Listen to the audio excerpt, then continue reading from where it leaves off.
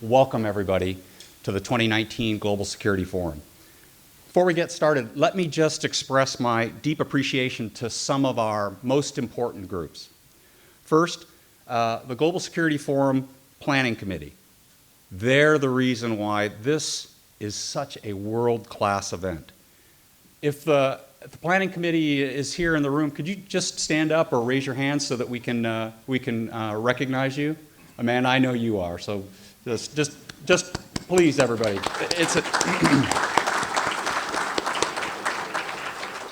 They make it look easy, but we know how difficult it truly is. So, next, I'd want to recognize our partners, the World Affairs Council of Connecticut, the Military Officers Association of America, the McCain Institute, the Connecticut Military Department, the Reserve Officers Association, the World Affairs Council of Western Massachusetts, and Goodwin College.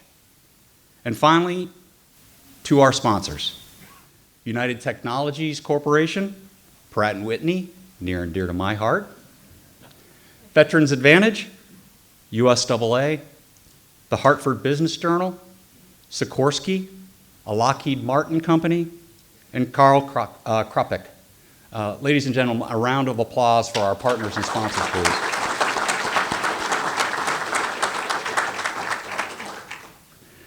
So, as we look to the future, we see an increasingly complex and unstable global security environment, characterized by overt and covert challenges across all domains to the free and open international market. At the same time, whether you like it or not, the world is more interconnected than ever before, economically, digitally, environmentally, and militarily. A strategic event at the other side of the world can have a huge impact on our daily lives. The recent drone attack in Saudi Arabia on the oil production facilities is an excellent example, as we will feel the increased prices at the gas pumps. This year's Global Security Forum is truly the perfect venue to talk with the world experts on global affairs, international policy, and national security. It's also an opportunity for the audience to provide their insights. This is a conversation, ladies and gentlemen. Please, your participation is incredibly important because overcoming these complex challenges requires diversity of thought, and we need your insights to find innovative solutions or innovative paths to meeting the challenges of tomorrow. Let me give you just one example of the importance of diversity of thought. So Sherlock Holmes, Dr. Watson, go on a camping trip. They set up their tent, they fall asleep. Some hours later, Holmes wakes his faithful friend. Watson, look up at the sky and tell me what you see. Watson replies, I see millions of stars. What does that tell you? Continues Holmes. Watson ponders for a minute. Astronomically speaking, it means that there are millions of galaxies and potentially billions of planets. Astrologically, it tells me that Saturn is in Leo. Time-wise, it appears to be approximately 3:15 a.m. Meteorologically, it seems like we're going to have a beautiful day tomorrow. Watson says, what does it tell you, Holmes? Holmes is silent, then speaks. Watson, you idiot, someone stole our tent.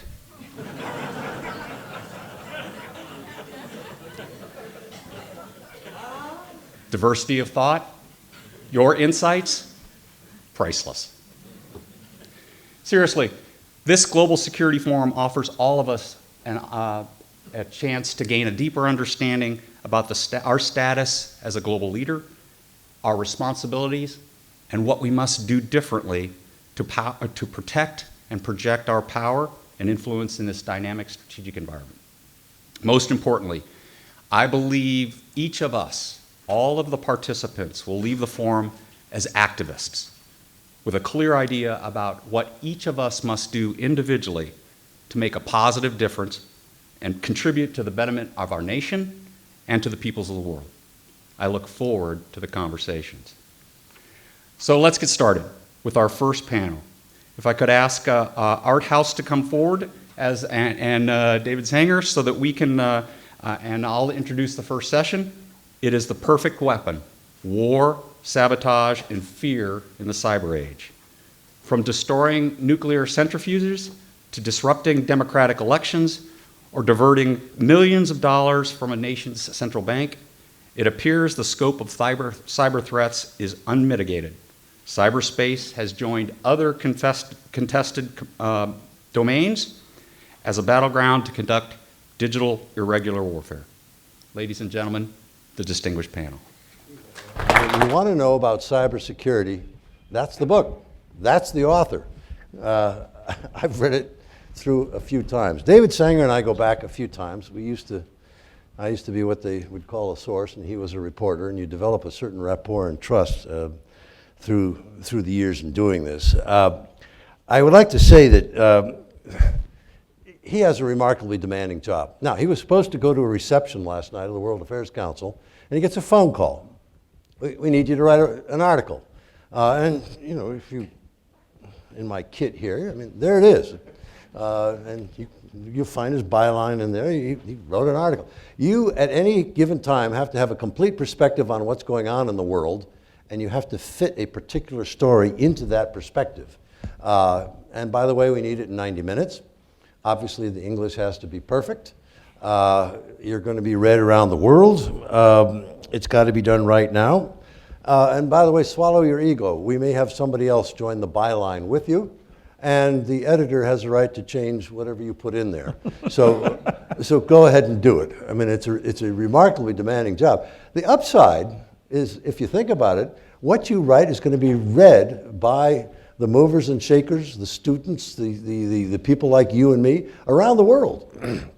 And what a platform to be known. And in a time in which all these institutions of our country are being challenged, we're more partisan than ever, what more important thing to do than to go to a trusted source of information like the New York Times? It's a remarkable time, and David does it well.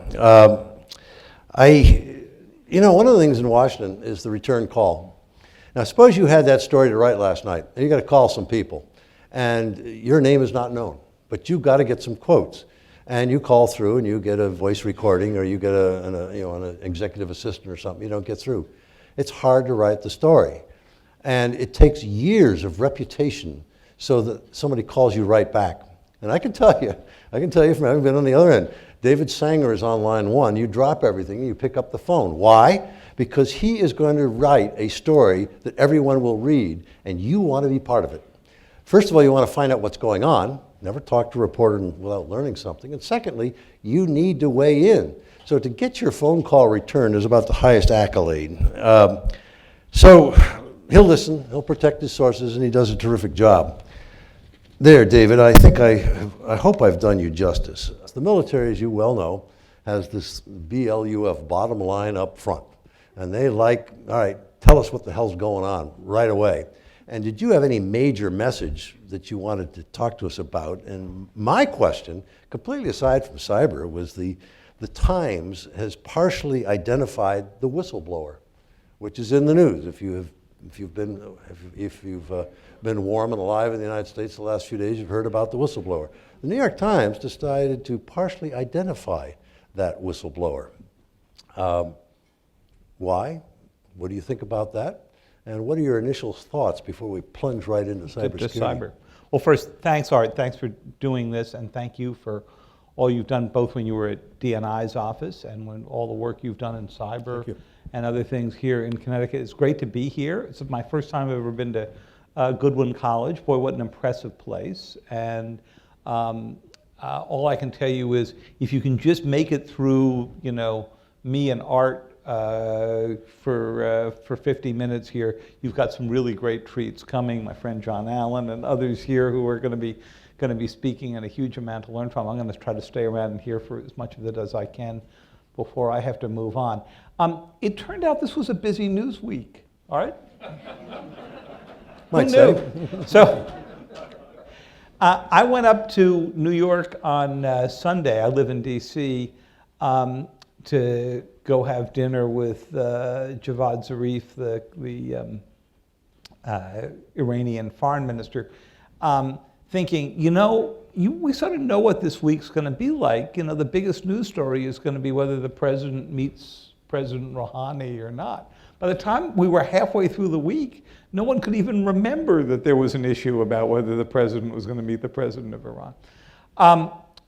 This was a real, I think, a tide-turning week. I was with an intelligence official the other day, and I said to them, a week ago, would you have guessed that this White House would have released both the transcript of the conversation with President Zelensky at the end of July and the whistleblower's complaint?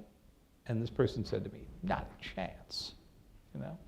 But it tells you what an incredible political pressure there has been here, because this is an astounding story. When you read that transcript, whether you like President Trump, whether you can't stand President Trump, whether you think that he is shaking up the system and doing things that need to be done, or whether you think he is destroying the system, one thing just comes out from that transcript, which is that in the typical Trumpian way, he had mixed his personal political ambitions with the diplomacy of the United States. So he says to President Zelensky, what I care about the most, basically, and Zelensky didn't know at that point that the military aid had been suspended, but he probably suspected he had an issue out here. What I care about the most is, do you do an investigation into the Bidens, which basically he thought might help him in the coming election? And would you open an investigation into, and this is actually covered in the book, a crazy conspiracy theory that the Russians didn't actually do anything in the 2016 election, but instead it was all done by some hackers in Ukraine who pretended to be Russian, and so forth and so on. And this theory has been kicking around the internet, shown up periodically on TV. And of course, if the president actually believes this theory, then you think that he might call over to his Justice Department and ask them to withdraw the indictment they did last year, his appointees did last year, indicting specific Russians and specific members of the GRU for their work in hacking into the DNC and other activities. In other words, the president was essentially making in that statement to Zelensky, he was basically positing that the entire American prosecution of the Russian leadership for the hacking in 2016 was false. That was the implicit message of this. This is where cyber intersects with politics, and we'll come back to it.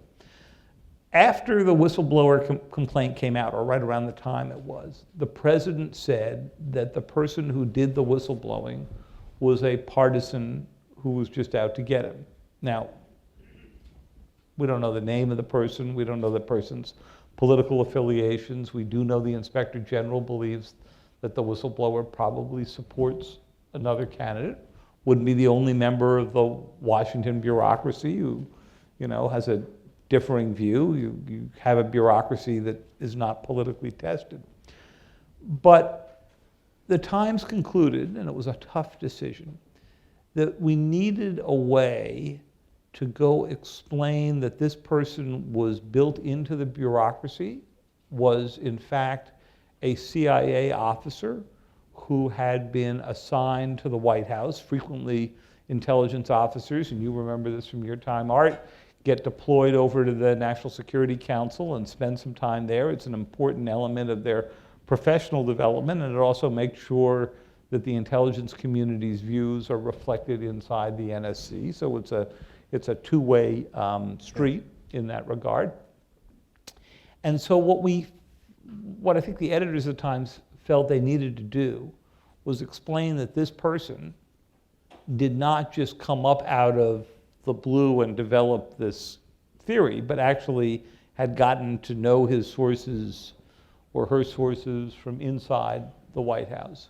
The other thing that's become evident from the more we've learned about this is that because the White House counsel's office got early notice of from the DNI of the account, they know that the whistleblower had been an insider in the White House for some time.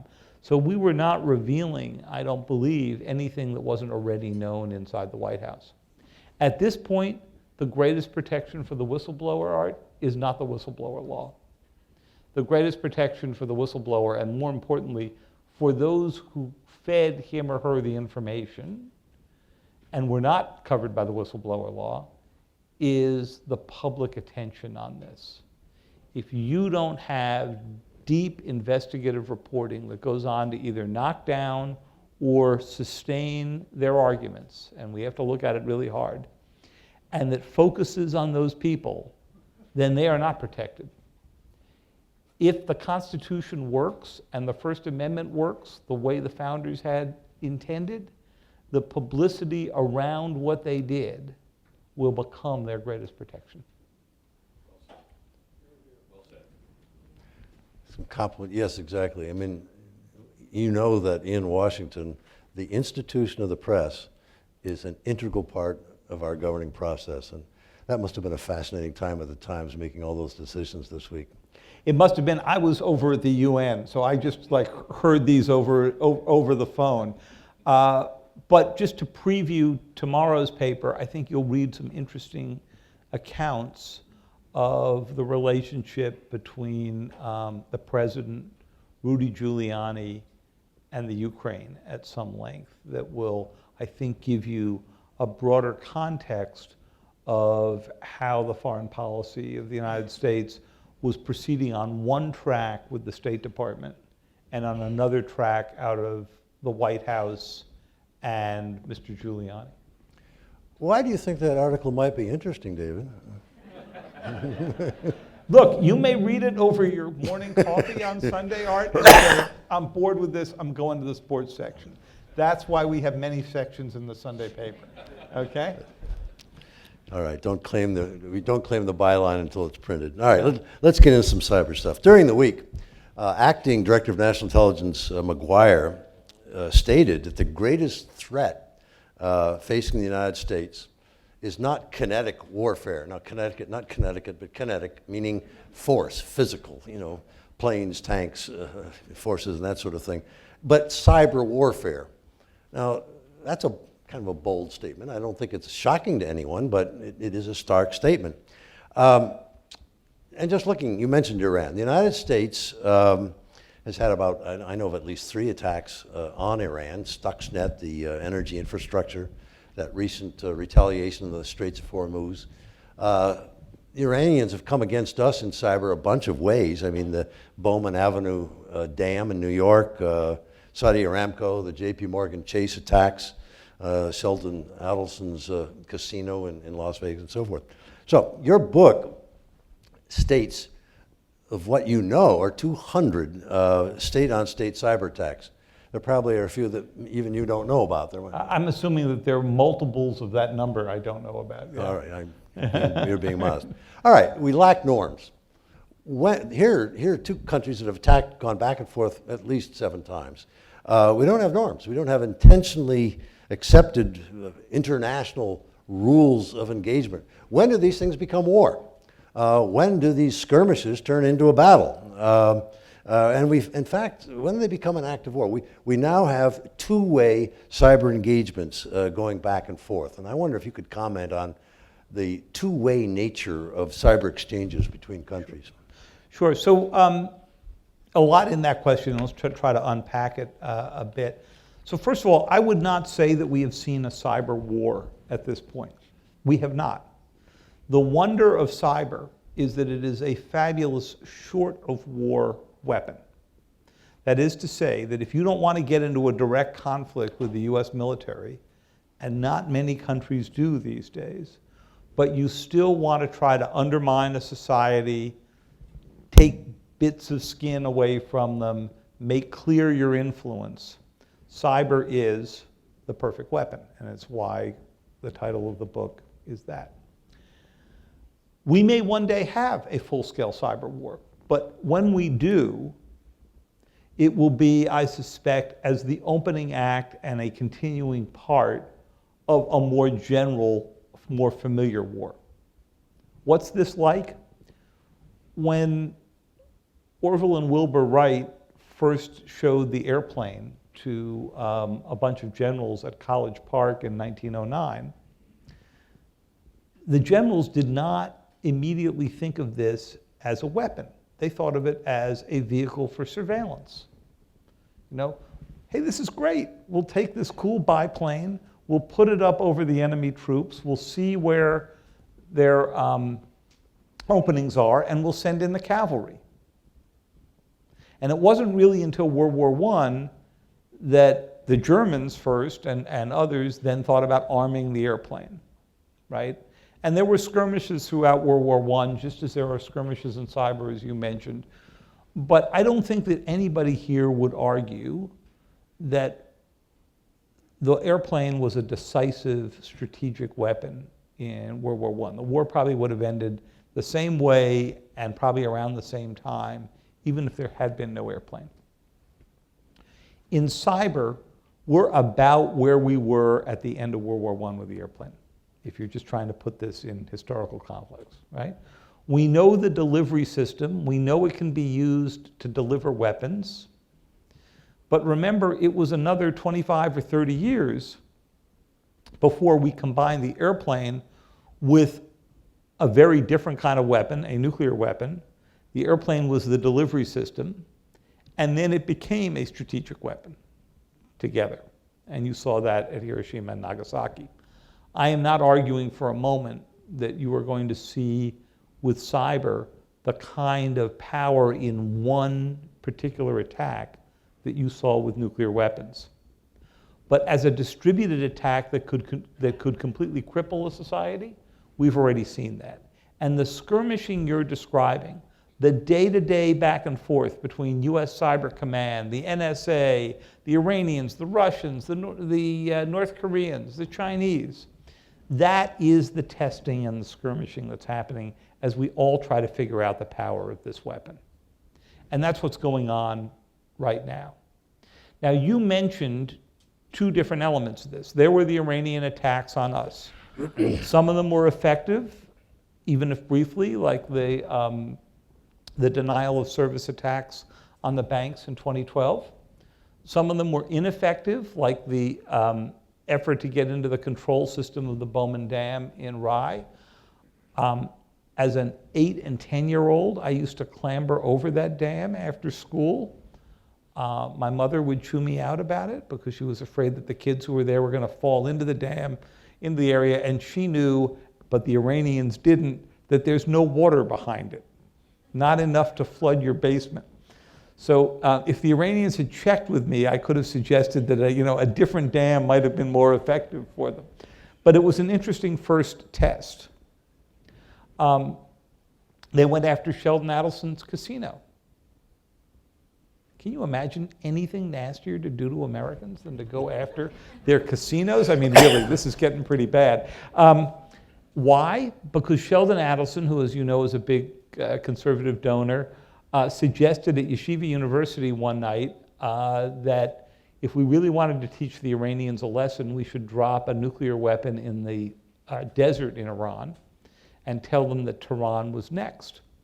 The problem was there was a camera running, as there is one here, and it was on YouTube, and the Iranians watched it, and they said, Sheldon Adelson, desert, guy runs a casino. Be a shame if they all went in one day and discovered nothing turned on, which is exactly what happened. They wiped the hard drives, okay? Similar to what North Korea did with Sony when they didn't like a truly terrible movie that was coming out, describing, it was a comedy describing an assassination attempt on Kim Jong-un. Were these acts of war, Art? I don't think so. I mean, Obama said at one point to his staff when they were revved up about the Sony attack, they said, act of war? They were trying to shut down a bad movie, right? But what did that tell you? It told you that this weapon has got huge potential. And we have demonstrated that in our own offensive cyber operations. And it's our view at the Times that we have an equal responsibility to both describe the cyber vulnerability of the United States, what you've been working on so well in Connecticut here, and the offensive strategies that the United States has to use this weapon, and the moments when we have used it, Because once you do that, you're on an escalation ladder that basically says using cyber as a weapon against a society is open game. And that's why we revealed Olympic Games, which was the code name for the Stuxnet attack on Iran. And it's why we've written so much about why stolen weapons from the NSA were used against Britain in the WannaCry attack. The NSA did not plan on losing those weapons. So this is a two-way conflict. And the trick journalistically for us is to try to make sure that all of you understand where we're headed with it. You know, people wonder about the U.S. offensive capability. We have the Coast Guard here, West Point, general officers, and whenever you ask them, gee, what are our cyber capabilities or any offensive capability, they become very uncomfortable and they equivocate and they don't want to talk about it. The answer usually is, we have enough to do the job right. But let me just ask you, here, was it 2 weeks ago, Saudi Arabia was attacked. You reported Monday about all that, and that the job of retaliation was handed to the Cyber Command. Why? Because nobody wanted to go kinetic. They did not want to do physical kinds of things. So let me just ask you, how about U.S. cyber capabilities? What can we do and what can't we do? So the Saudi attack was a really fascinating thing. So you remember the attack happened 2 weeks ago. Art and I happened to be at a foreign policy conference out in Long Island at the time. We were talking about it over dinner that night.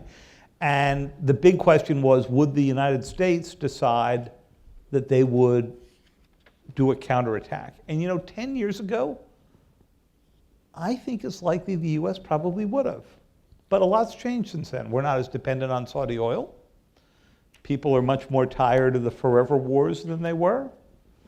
There wasn't a huge clamor to come to the defense of Mohammed bin Salman, the Crown Prince, who, building up the moral case for defending him. It's a little bit tough these days.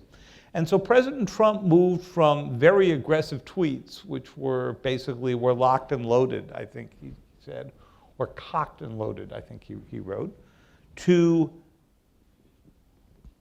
consulting with his generals, who all said, I don't think we want to go into the escalation of doing an attack on Iranian soil, which you'll remember the president nearly did a few months ago when they shot down a drone and then called it off. And now, after a week, it's clear the United States is not going to go off and do that. And the problem, as we reported in Monday's paper, Monday seems like an age ago, Art. It was, yeah. But in Monday's paper, we reported that the problem has basically been handed to General Nakasone, who is the head of US Cyber Command and the NSA. What's the reason for that? That there is a perception that if the strike back against Iran is of a cyber nature, either done by the Saudis, by us, someone else, that you're not on the same retaliatory path because it's not so obvious, it's not so embarrassing. CNN can't go in and show the smoking ruins of some structures in Iran and so forth. The interesting question is that really true? Because you can do a minor cyber attack and feel good about it and think that you have created a deterrent.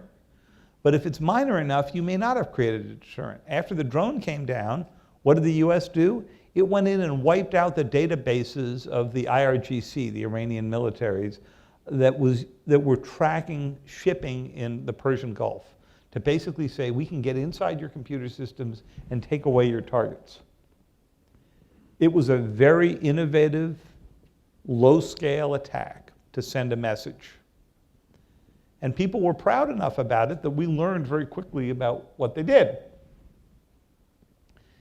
It wasn't so effective that it stopped the Iranians from then attacking Saudi Arabia. So as an issue of deterrence, I'm not sure one would argue that it worked. So now what do you do after the Saudi attack? Well, the natural thing you could go do, Art, would be to go in and basically disable the Iranian oil facilities that are sort of the equivalent of what they took out, if you believe they took it out, in Saudi Arabia. That would be a proportionate response. So far, that hasn't happened. Now, it may be that we don't have the access. It may be that we do have the access, but we're sitting there wondering, if we do that, what do the Iranians go back and do? And you know, when Bob Gates was still around Washington as defense secretary, he always used to say that the 3 words least asked in Washington are, and then what? And that's the interesting question to ask as we get into this rising use of cyber. So let me ask you about and then what? I mean, you have in this audience informed people and a certain amount of anxiety. They know that foreign powers have penetrated the critical infrastructure of the United States, and we have done that for other countries. And I'm getting to the strategic surprise question. Mankind has never made a weapon that has not been used. The atomic nuclear weapons history is one of ongoing surprises of what other countries did all along the way. And so all this weaponry exists. We have considerable cyber power, so do other countries. How do you assess the factor of strategic surprise, and how concerned should an informed audience in the greater Hartford area be about a strategic surprise? It's a really fascinating question. When it comes to the big cyber strikes that have hit U.S. infrastructure, Sony, the Iranian attacks we talked about, China's attack on the Office of Personnel Management, which ended up for a year sweeping out the security clearance records of everybody who's got a security clearance before we were even onto it. I could go on with another list of attacks. We actually have a perfect intelligence record when it comes to these attacks, which is that we have foreseen precisely 0 of them. So the opportunity for strategic surprise is very high. And this is why everybody freaks out when we write stories that say, gee, DHS has determined, or the Pentagon has determined, that the Russians have malware sitting inside our electric grid. And they do. And we've seen the malware. And we reported back in May that the United States, in trying to build up a little deterrence, has placed a lot of malware inside the Russian electric grid and done it in a way that they would be seen, so that we can send the message, hey, mess with us and your lights go out too. When we published the story, just as an aside, Art, the president tweeted out that night that it was an act of treason. And then, recognizing that he might have confirmed our story, about 20 minutes later, he tweeted out, and it was wrong. And we said to the White House later, look, it's got to either be treason and it's right, or it's wrong and it's not treason, but you can't have both. Anyway, it's a good thing, I think, that the US is beginning in a demonstrable way to put this stuff out there. But our secrecy that you alluded to about our capabilities has now become, to my mind, one of our greatest liabilities. It is actually getting in the way of our deterrence. If you sit around regarding cyber as a super secret technology where we can't even talk about the fact that we have it, and until 5 or 6 years ago, you weren't even allowed in congressional testimony to acknowledge that there was offensive cyber capability in the US. But if you treat it that way, you're actually stepping on your deterrent effect. After we reported that the US and Israel had been behind the Olympic Games, the Stuxnet attack, there was a debate inside the Obama administration. Should we embrace the story? They didn't want it leaked out, but it was out, and we had spent 14 months in the investigation, had a pretty good case put together. Should they embrace it and say, yeah, we did this, and there's a lot more we can do, so the Iranians should know not to mess around? Or do you just walk around and say it's all classified, maybe it happened, maybe it didn't, and of course they chose option B? I would actually argue that was the wrong choice. You know, it's like that scene in Dr. Strangelove, you know, where at the end of the movie they say, you know, But if you don't tell the world you've got the gadget, what use is it? That's kind of where we are. You mentioned that the Obama administration reflexively decided to treat utility network breaches as a classified secret. And it continues today. I mean, they will... Actually, let's give them credit. DHS, under the Trump administration, Yes. in 18. early 2018, Yep. just before the book came out, I think, because I remember rushing this into our last parts of the manuscript, did declassify some of that data a year after we had already reported it and said the Russians were inside the system. Okay, let me give you two more. The DNI's annual report in January this year said, look out, there's all kinds of cyber damage.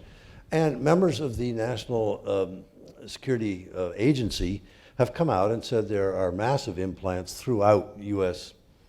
utilities. So, okay, we're now admitting that. Okay. And we bring utility executives to Washington for a one-day read-in in which they're told two things.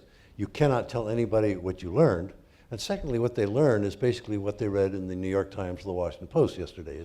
It's at the secret level, and they learn that there's some bad guys out there and they're trying to do bad things and so on. So what do we do? In Connecticut, our utilities are really, really assiduous. They work hard. They hire the best consultants. They have excellent software, perimeter walls and everything. They do not find the malware that is in there. And the United States intelligence senior leadership insists it's there.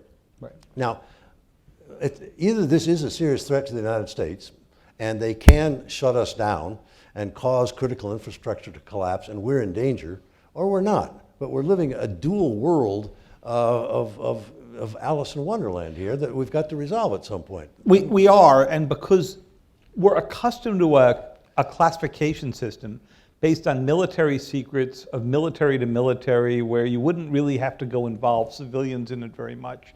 And we've imposed that on a completely different kind of threat where it simply doesn't apply. And the example you cite, I describe at some length in the book. I mean, it's almost hilarious. They do bring these executives in.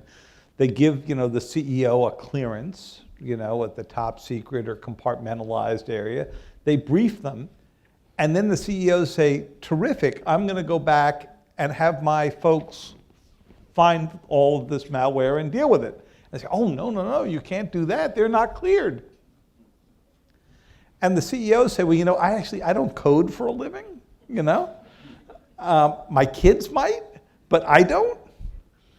So what am I supposed to go do with this? What good is the intelligence if you can't actually act on it? Now, slowly this is breaking through, and I think that General Nakasone has done some good work to try to begin to do this, and they're beginning to get a lot more people cleared inside the utilities so that they can go handle this information. But the fact of the matter is that what we're doing when we get cyber threats coming in is we're putting, 10 or 25 or 40-year secrecy stamps on the information we're getting, because we're trying to protect sources and methods. And the information, when you get a cyber threat that comes in, is good for a few hours, a few days, a few weeks. So we're just imposing the old system on it because it's a system we have, not because it makes sense with the way the threat operates. And that's got to change. And it's a source of deep frustration, not just to the utilities, but to the banks, to everybody else in critical infrastructure. And if you think about the targets in the United States, 85% of the operations on the internet are in private hands. Only 15% actually belong to government systems. So of course you are going to go attack the private side of the infrastructure. That's where you can do the most damage and where the US government cannot mandate what the protections can be.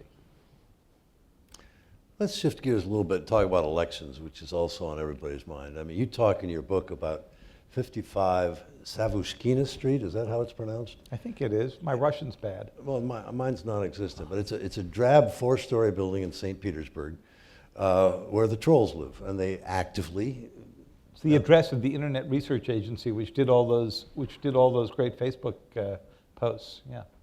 Thank you. And they're still active. And they were active in the 2016 election, 2018. And we're told by the Mueller report that they're active right now. And this is a problem because the president sees reference to this subject as detracting from the legitimacy of his victory. And that's a problem over there. The population is concerned. We in Connecticut have paper ballots. They're machine processed, but they're paper ballots.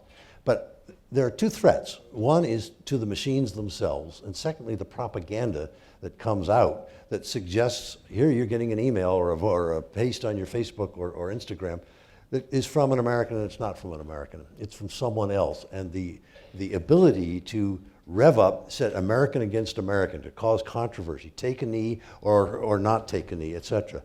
How about our elections? I mean, do you have thoughts about, there's one coming up right now, and how does that fit into our cybersecurity set of concerns? Well, it will shock you. I do have a few thoughts on this. We've spent a lot of time doing a lot of reporting on this. So the first thing to think is the Russians are good at this, and what they're not going to do is play the 2016 playbook in 2020. Okay, so it would be the worst form of fighting the last war to just go worry about what we saw in 2020. Second, you mentioned two kinds of threats, the voting machines and the influence operations. I would actually add a third one to that, and that's the registration system, okay?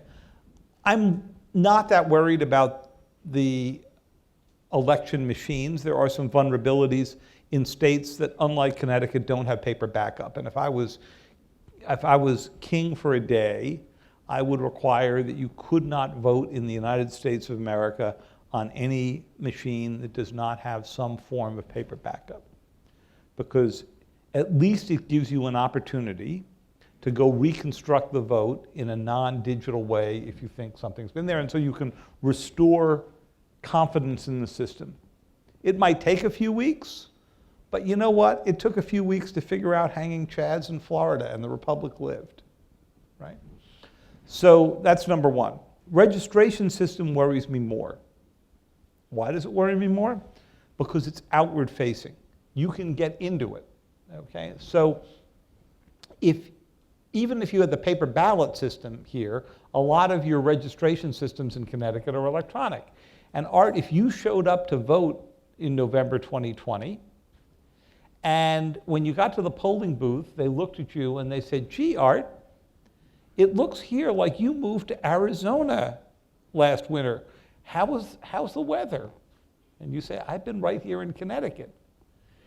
The concern is because it is outward facing, you can manipulate the data. Now you say, could the Russians get into this system? Of course they could. They did in Illinois in the last election. They did in Arizona in the last election. And DHS says that they presume they were in some form in all 50 states. We have not seen the data actually get manipulated.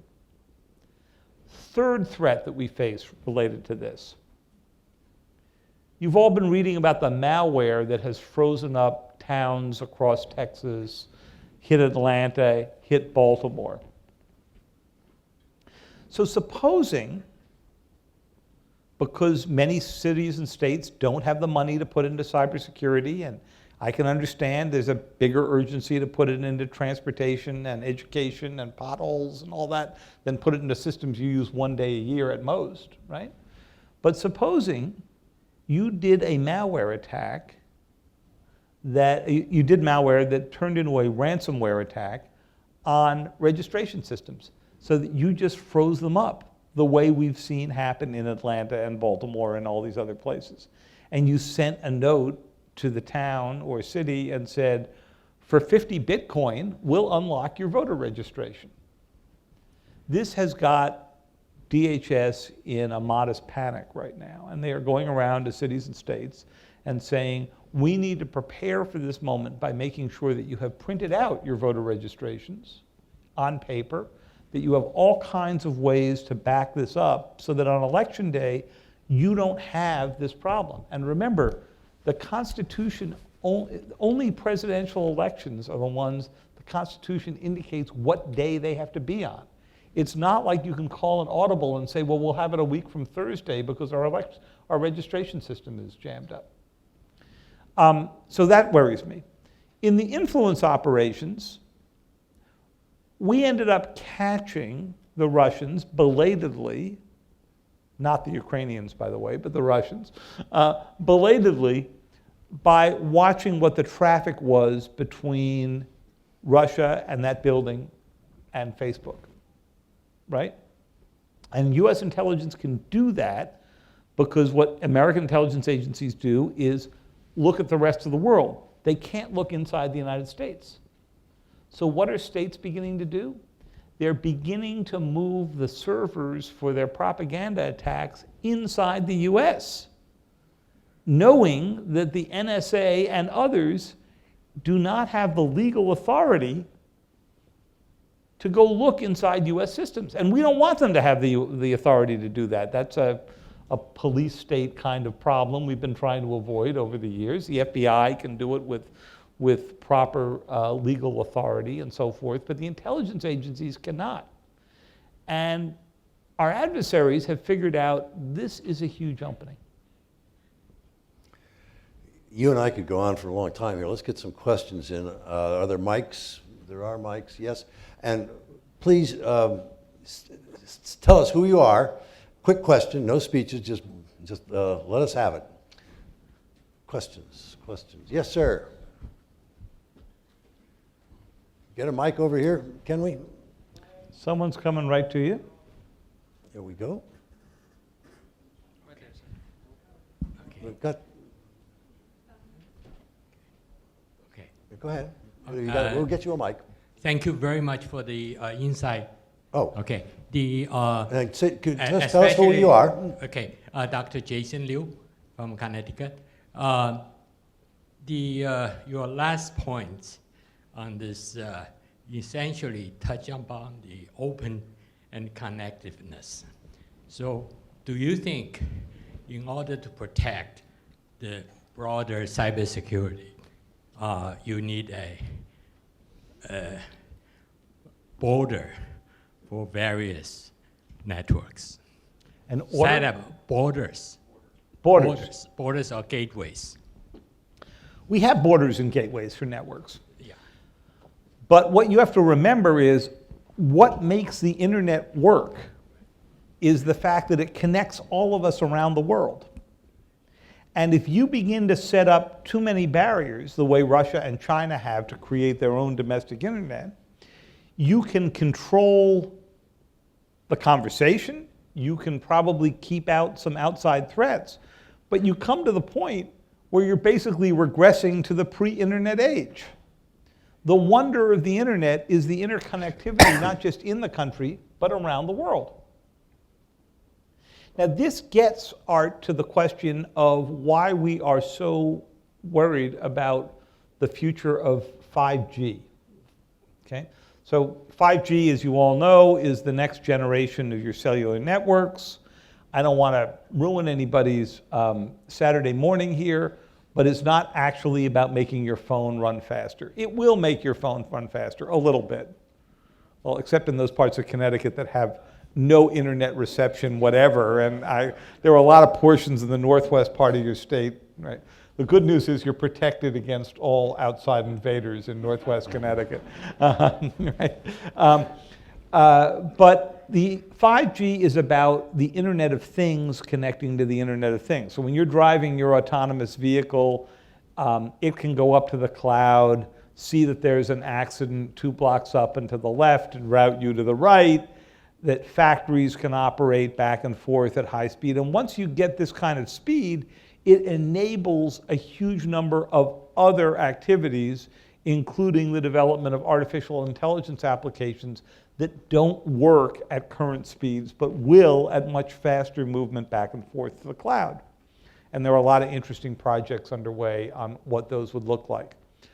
The reason people are worried about Huawei building these networks is that the controller for the networks, the network switches, which are essentially all software, will over time end up running all of your infrastructure. So while you'll hear politicians talk about, oh, if the Chinese are in the system, they may be able to listen into your conversation and mine, Art, that's not the problem. The Chinese want to hear us talk. They can hear us talk on the old 4G system. The problem is that it gives them an ability to turn off that infrastructure in a time of conflict. That's the core issue.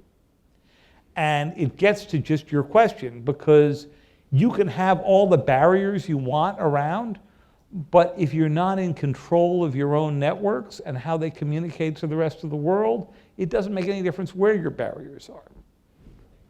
Yes, sir. You've been patient.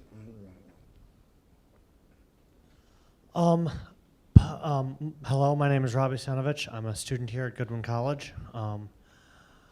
Post World War I, due to all the mustard gas and whatnot, we implemented war crimes of what we formally codified what constitutes a legitimate attack and what constitutes a war crime. And we did formally test them post World War II. What do you think would, well, first of all, do you think we would implement the same procedures for cyber warfare? And what do you, and if you, do you have any ideas what they might be? Thank you. Yeah.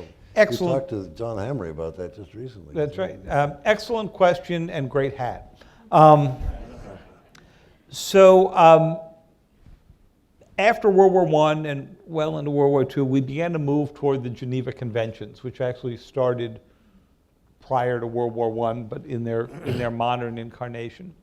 And a good number of people, led by the president of Microsoft, Brad Smith, who's written a really interesting book it's come out just in the past few weeks that I would commend to you on that deals with some of this subject, have suggested something called the Digital Geneva Convention. And the Digital Geneva Convention would do just what you said. If the real Geneva Conventions say, thou shalt not gas your own people, right? The digital one would say, here are the kind of cyber activity against civilians that we would consider off limits. Now, the real Geneva Conventions have not stopped all attacks on civilians. None of us believe it has. Bashar Assad wakes up every morning thinking about how he can violate the Geneva Conventions, and most days he does a pretty good job of it. But we're all living in the hope that one day we'll catch up with him in the international courts and he'll pay a price for that. The question for the digital Geneva Conventions is, what would you put off limits? And I think from our conversation today, we could all put together a pretty good list. Power grids, like those off limits. Emergency communications, like that to be off limits. Power grids, by the way, not only because they control infrastructure, but because when the power goes out, it's the most vulnerable who are affected, right? People in nursing homes, people who can't get out of their own houses, hospitals that don't have generators, so forth. Election systems. Anyone here want to sign up for saying election systems are off limits? Sure. Now, what would happen if you're the Secretary of State of the United States and you gather the cabinet together and you say, great news, we're about to go off and talk to the Russians and the Chinese about a digital Geneva Convention. If we can agree on some off-limits things among those three big powers, then I think we could spread those standards around the world. My guess is you'd hear some objections from the intelligence community. Power grids? Well, then I'd say, go into Sanger's book and you'll see an operation the US planned, never used against Iran, called Nitro Zeus, which was the plan to go shut down Iran's power grid and many other things if we got into a conflict with them. And the idea that we wouldn't have to drop any bombs on Iran if you could actually force them to surrender because you would shut the country down. Who would want to deny the President of the United States the ability to do that in a non-kinetic way? Election systems? It was awful what the Russians did to us. But if a President of the United States in the future thought that they could stop a Maduro-like character from coming to office and prevent a conflict, might you want to mess around in an election? You might. We've done it before, I read. I'm shocked. What about emergency communications? Well, of course you would shut down communications with a country in which you were in conflict to keep the commanders and their forces from being able to talk to each other and so forth. So my guess is that one of the biggest impediments to this would be the US itself.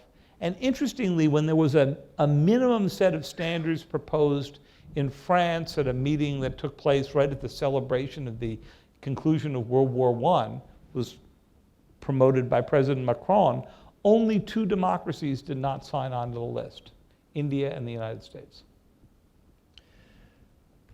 David, the impresario said that a good act is one in which the audience would like to hear one more song. We've been given the end sign. I can Better than having them just drop the trap right beneath the stage here, don't you think? Absolutely. I can think of no better way to spend a Saturday morning than to hear you and to have a conversation with you. We're fortunate. Thank you for coming to Hartford and the World Affairs Council. Let's give them a round of applause. Thank you.